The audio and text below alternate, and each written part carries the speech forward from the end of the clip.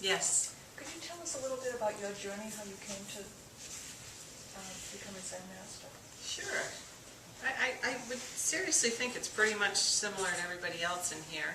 I would have to say, having heard everybody's story, it's more or less the same. But anyway, I was, my specific little tale of wonder and woe.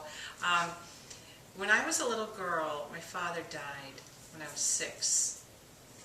And I think that was it for me. I think that really was like, where did he go? And then I was inside, I look at old people all the time and think, ooh. I remember sitting there looking at like my great aunt and thinking, her skin was like parchment, you know?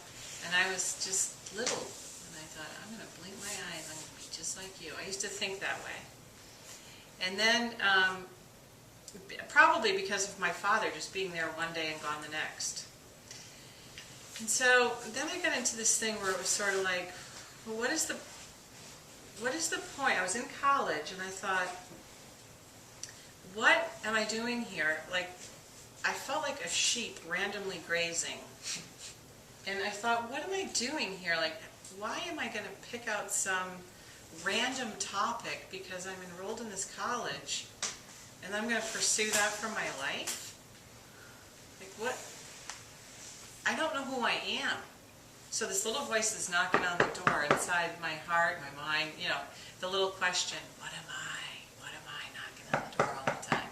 And you know, when it first starts knocking, you're like, all right, whatever, just go away. I'm going for a cappuccino right now.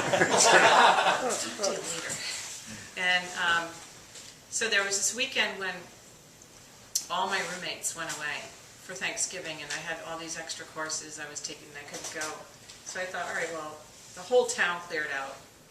And I was sitting there in this apartment where I lived with 3 other, you know, young women, and everybody was gone. And I thought to myself, I got this weird impulse, and this is before I knew anything about Zen, and I thought, I'm going to sit down on this couch for 1 hour and do nothing, just to see what happens. Because at this point I knew that I was constantly like kind of avoiding something, but I didn't know what it was. So I sat down on the couch, and I said, no TV, no radio, no books, no nothing. I sat down on the couch,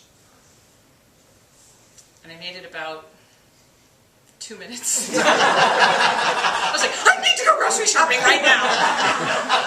And I started marching off to the grocery store, and I was cold out, and the town is all empty, and I'm walking really fast, and I'm like, why are you doing this? What are you running away from, Jane? You know, you don't have to go grocery shopping right now. Like, what are you avoiding? What is the thing that is, like, causing you this panic, kind of? It wasn't panic, it's just, you know, filling up something. And so then, you know, then what happened was I enrolled in a course that was called, like, Zen the Zen of something, and I thought it would maybe be about flower arranging or whatever.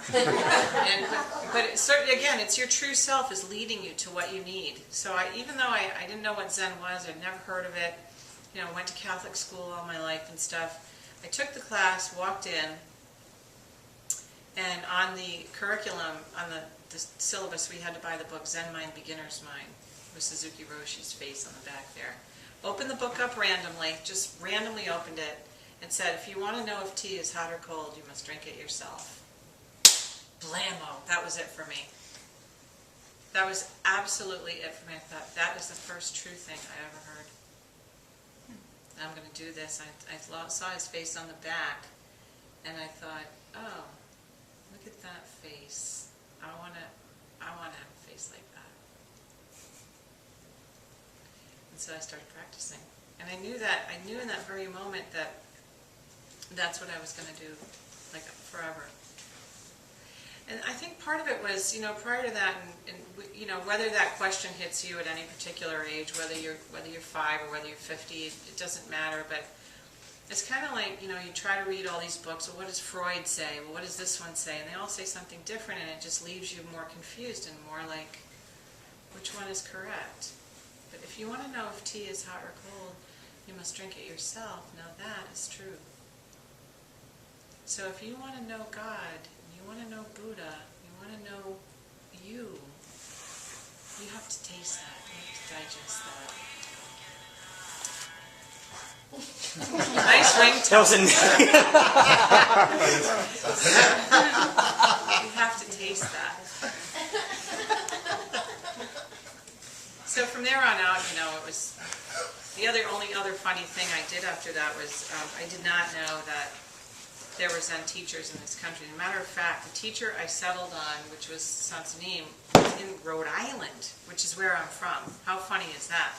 So he was 20 minutes from my house in this little state of Rhode Island, where like nobody's in Rhode Island, and so I just assumed you had to go to Asia. So I went over, took a program abroad thing, quit my job, got rid of my apartment, went to the Himalayas because that's where I thought you had to go. Climbed to the top of one of them. Took me a month to get up there with some friends. Opened the door. This is the most classic Zen story you ever heard. Opened the door, shaking like a leaf, thinking that they're going to just say, you're not enlightened, go away, or something like that. And this beautiful Tibetan woman opens the door. She had the whitest teeth I have ever seen in my life. Her face, it was so beautiful. And she smiled. And I was with my friend Tony and this other person who said, "Is the Lama in?" And she smiled and she said, "Lama?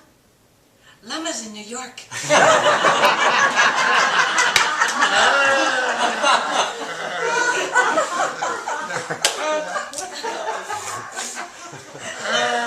True story. So I just started laughing. I was like, isn't that the perfect metaphor for what you said about the ticket in South Station, right? Literally, halfway around the world, up the Himalayas, the 40-pound pack on my back, and the Lama's in New York. And that's what we do. We go halfway around. We go far and wide to find what we already have.